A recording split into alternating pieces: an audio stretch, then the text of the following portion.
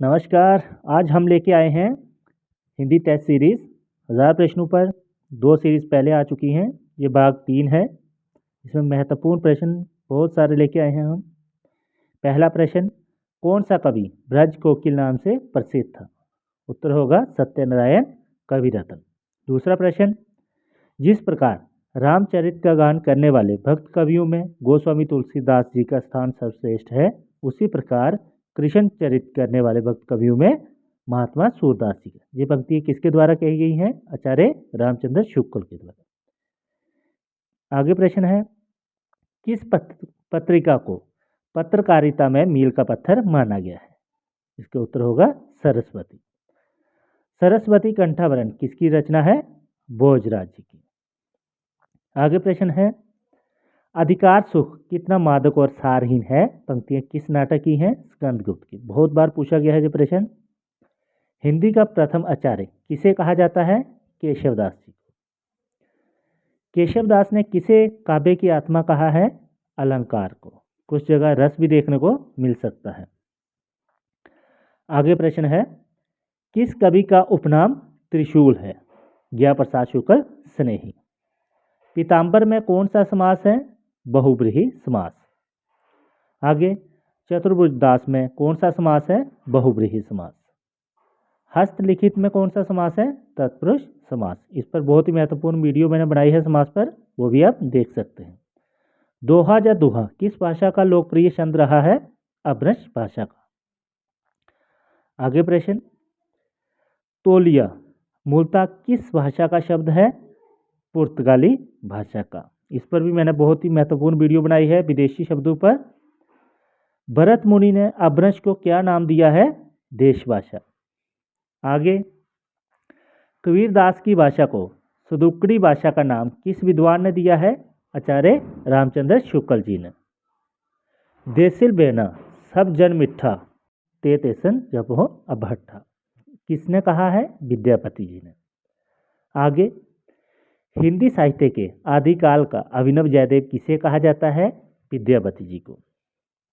आगे हम बात करेंगे, हिंदी का प्रथम महाकाव्य कौन सा है? पृथ्वीराज रसो। ऐसे ही और भी आगे प्रश्न है,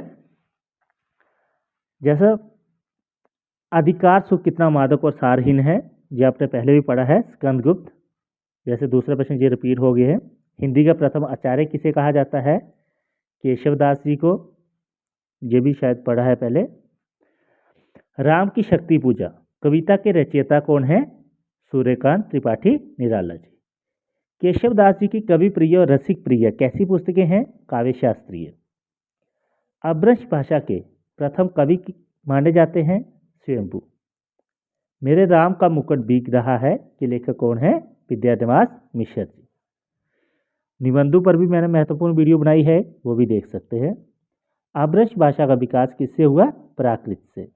अपभ्रंश भाषा में कितने वचन और लिंग हैं? 2 लिंग और 2 वचन। रासों की उत्पत्ति आचार्य शुक्ल ने किससे मानी है? रसायन से। नेमिनाथ रास के रचयिता कौन है? सुमतिगण। जोगचर्या किसकी पुस्तक है? डोम्बिपा की। आगे प्रश्न, आलाखंड के रचयिता कौन है? जगनीक। हिंदी साहित्य का समग्र इतिहास नामक ग्रंथ के रचनाकार कौन है? रामकिशोर शर्मा। इस्तवार द लॉ लिटरेचर एंडोये हिंदुस्तानी ग्रंथ किस भाषा में लिखा गया है? फ्रेंच भाषा में, और गारसदा तासी इसके लेखक हैं। शिव सिंह सेंगर द्वारा रचित हिंदी साहित्य का इतिहास शिव सिंह सरोज किस वर्ष में प्रकाशित हुआ? 1883 ईस्वी में। हिंदी के पहले कहे जाने वाले उपन्यास देवरानी जेठानी की कहानी के लेखक कौन है? पंडित गौरीदत्त। अभिव्यंजनावाद सिद्धांत के प्रवर्तक कौन है? क्रोचे। रामचरितमानस की भाषा कौन सी है? अवधी भाषा। ललित ललाम के रचनाकार कौन है? मतीराम। हिंदी काव्य में मांसलवाद का प्रवर्तक किसे माना जाता है? बार बार पूछा जाता है ये प्रश्न। रामेश्वर शुक्ल अंचल जी। आगे, नई कविता पत्रिका का प्रकाशन वर्ष क्या था? 1954 54 बोल सकते हैं। प्रगतिवाद का आधार क्या है? द्वंद्वात्मक भौतिकवाद। उर्दू उपन्यास चौगाने हस्ती का हिंदी रूपांतरण किस नाम से हुआ? रंगभूमि नाम से। हिंदी का पहला आंचलिक उपन्यास कौन सा है? मैलांचल। फणीश्वरनाथ रेणु ने इसको लिखा है। बकरी नाटक के रचयिता कौन है? सर्वेश्वर दयाल सक्सेना। ये 1974 में प्रकाशित हुआ। प्रजा हितैषी का संपादन किसने किया? राजा लक्ष्मण सिंह। किस कवि का उपनाम त्रिशूल है? जयप्रसाद शुक्ल स्नेही। महत्वपूर्ण प्रश्न है ये भी। पीताम्बर में कौन सा उपन्यास है? ये आप देख सकते हैं।